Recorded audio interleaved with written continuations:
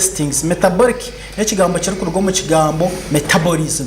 Metabolism n'ekimanyisa ki okora kurya emere yawe okagikanja deno umubiri gukabasa kugikoresa kwihamwe ebirago yambe okwerinda no kukingira endwara no kurwanisa endwara nitubanza tuzipima ninga obuhangazi bw'ebyenda byawe twantugambe byenda tumanyisa mara tumanyisa system yorushansha system kutandikira mu mero ko kumera emere kwikaye kugireta iye kushohora so okuryo kurungi no kurya umubiri gukihamo gukabone birisa no kubanza wayebuze buwaza kurya biliyoni bizakurga mu ki ekiraze gashira umubiri gwawe aha kuberyanya kazoba banta bingi nitufa kutebeka risemere turya kwigusibondo kugira ngo twigute enjara tuhwenjara konka turi kubaza wayebuza kugira teke naza kurya iki niza kwiya mu birisa kibiraze kubana bigira ki nibihwera umubiri gwanje so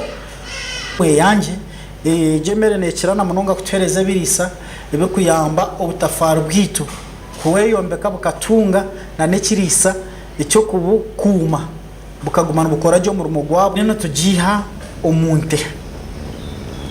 It is naturally extracted from the cow, bovine cow. It is colostrum, pre-milk. Eruko ningashi amashereka agarukuruga omunte yamara kuzara hataka hwiresha habernina. Nigaba collected gaba tuyebaga kumaje bagayamba okureba ngo bihamu burkanto akakubasa kwakana kagateganisa then tugapakinga tugateka umucepo gugoro kugirata ogoro kureba nitugikoresa shemeye kubantu tugikoresa burkasheshe ningashi tugikoresa burkasheshe wimuka otine cyo kurya kiwatira umunsi omunda yawe aha kubantu kimanyeje kurungi ngo burwire bworana butandikira nkankahe ombishenge byamaragita make umwabuzo optione kutekingira press numebizo byona bikugera ki biri kutandikira aho itukushanga ngo byabutashime kwani bitaho umushagama byatahamu nibyo bikutambura umushagama shagame kabutambuzo mu birugwena finally tukahendera tutungire ki tutungiro burwiri.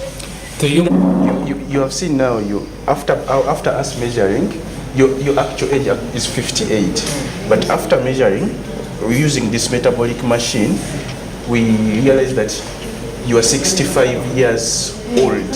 Yes. What does this mean? This means that your body is aging faster than your actual age.